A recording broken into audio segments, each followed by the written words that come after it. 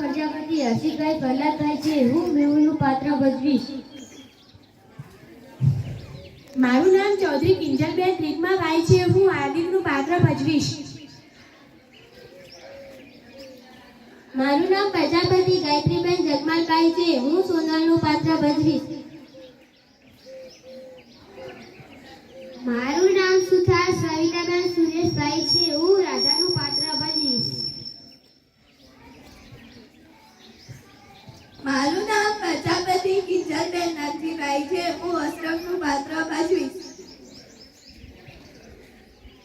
મારું નામ ઠાકોર અશ્વિનભાઈ રમેશભાઈ છે, હું ધવલનું પાત્ર ભજવીશ.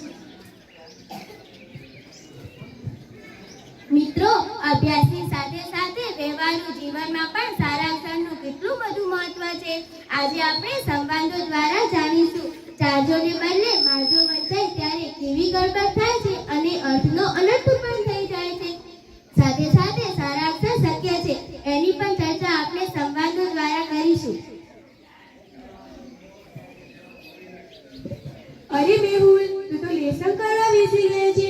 ચાલે રમા, બધા જ તારી રાહ જોવે છે. આ લેસન પૂરું થઈ જાય એટલે શાંતિ ને. અરે વાહ, તારી નોટના પાના કેવા મસ્ત છે. લીસા લીસા, હા હવે મને ખબર પડી. સાહેબ કેમ તારી નોટ જ કાયમ ક્લાસમાં બતાવતા હશે. મારી નોટના પાના લીધા છે એટલે કઈ સાહેબ ક્લાસમાં નથી બતાવતા, પણ મારા અક્ષર સારા છે અને હું નોટમાં છેડછાડ નથી કરતો એટલે સાહેબ બધાને બતાવે છે. હા, પણ લીસા અને સરસ પાના હોય તો અક્ષર પણ સરસ જ આવે ને, લખવાની પણ મજા આવે. નીચા પાના હોય એટલે અક્ષર સરળ આવે એવું ન હોય. અરે હાર્દિક, તને આ મેહુલને બોલાવવા મોકલ્યો અને તું અહીં બેસી પડ્યો. બધા બિલ્લુ પર નક્કી થઈ ગયા છે, બધા તમારી રાહ જુએ છે. જોને સોનું, તું જેને કહે એ મારી વાત સમજતો જ નથી. કેમ, શું થયું? એ મને કહે છે કે મારી નોટના પાના લીધા છે એટલે મારા અક્ષર સરસ આવે છે, એવું કઈ હોતું છે? ના યાર, એવું તો ના હોય. જોને, મારા પપ્પા મારી માટે મોટી મોટી નોટ ક્યાં લાવે છે. મારા પપ્પાને તો કહું છું તોય નથી લાવતા. એવી બધી પપ્પાને ખબર પડે છે ને, જે આપણા કામનું હોય તે મોંઘું હોય તો પણ લાવે અને જે આપણા કામનું ન હોય તે ના પણ લાવે. તેમાં શું? પણ એટલે તો મારા અક્ષર સારા નથી આવતા. એવું કશું નહીં, મારા અક્ષર તો ગમે તેના પર લખવું પણ સરસ આવે છે. એ તો તું છે એના લીધે. એમાં જ તું આખો દિવસ પેન્સિલ છોલ છોલ કરતી હોય છે ને 2 દિવસમાં એક પેન્સિલ પૂરી કરે છે. એ તો વળી તૂટી જાય તો છોલવી જ પડે ને, અને પેન્સિલ જ બટકણી હોય તો હું શું કરું? સંચાથી છોલે છે એટલે કદાચ તૂટી જતી હશે, બેડથી છોલીશ તો નહીં તૂટે. પણ બેડથી છોલવા જતા પેન્સિલ બદલે આંગળી જ છોડાઈ જાય તો? મારી પાસે તો એવી પ્લેટ છે કે આની ભક્કમદાર થાય પણ જરા વાગે નહીં. પણ તારા પપ્પા તો કહેતા હતા કે તારા અક્ષર બહુ ગંદા છે. અબુ તો એમ જ કહે કે કલમથી લખીએ તો અક્ષર સરસ આવે. આ કલમ વળી શું છે? એક જાતની પેન કહેવાય. બરું કેવા કસાકની પેન્સિલ જેવી લાકડી પેન્સિલને તીરથી છોલેની હાથે લખવાનું. લાકડાથી તો કઈ ના લખાય. એમાં શાહી કે રિફિલ કેવી રીતે ભરાય? કલમમાં રિફિલ ન ભરાય અને શાહી નહીં કરવાય. તો પછી કલમને દવાંતમાં એટલે કે ખડિયામાં બોળવીને એનાથી લખવાનું. તો વારે ઘડીએ ખડિયામાં બોળ્યા જ કરવું પડે. હાથ તો પણ એનાથી લિખાઈ બહુ સરસ આવે.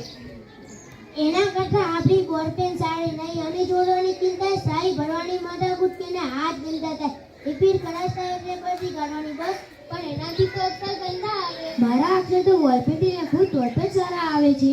તારા અક્ષર તો આમ પણ સરસ આવે છે. હું તો પેન્સિલથી લખું કે બોલપેનથી લખું, અક્ષર તો સારા જ નથી આવતા.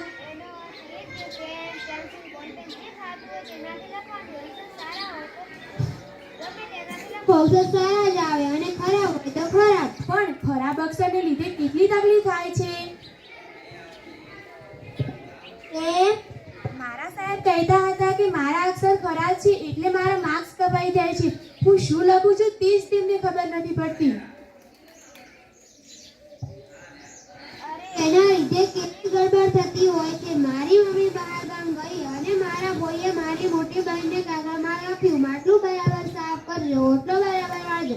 અને અમને એવું વંચાયું કે ચાટલા બરાબર સાફ કરજો, ચોટલો બરાબર વાળજો. અને મારી મોટી બહેન તો બિચારી રોજ ચાટલા સાફ કર્યા કરે અને ટૂંકા વાળમાં ચોટલો વાળવાની કોશિશ કર્યા કરે. બિચારી એવી કંટાળી ગઈ કે વાત નહીં. ખબર પડી ત્યારે બહુ હોશિયાર હશો નહીં? આજ તો પણ કોઈ વાર ઓળનું ચોળું વેચાઈ જાય તો મેં એક વાર સાંભળ્યું હતું, એક જણે ગામડે કાગળમાં લખ્યું કે ઢોરને બરાબર ચાજો. તો ત્યાં એવું વંચાયું કે ઢોરને બરાબર માજો.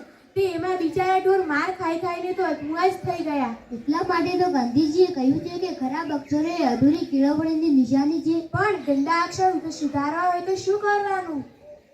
મારા દાદી એવું કહેતા કે સવારે વહેલા ઉઠીને ઠંડા પાણીમાં હાથ નાખી દેવાના અને હાથ ઠરી જાય પછી તેને ધીરે ધીરે સરસ રીતે લખવાનું.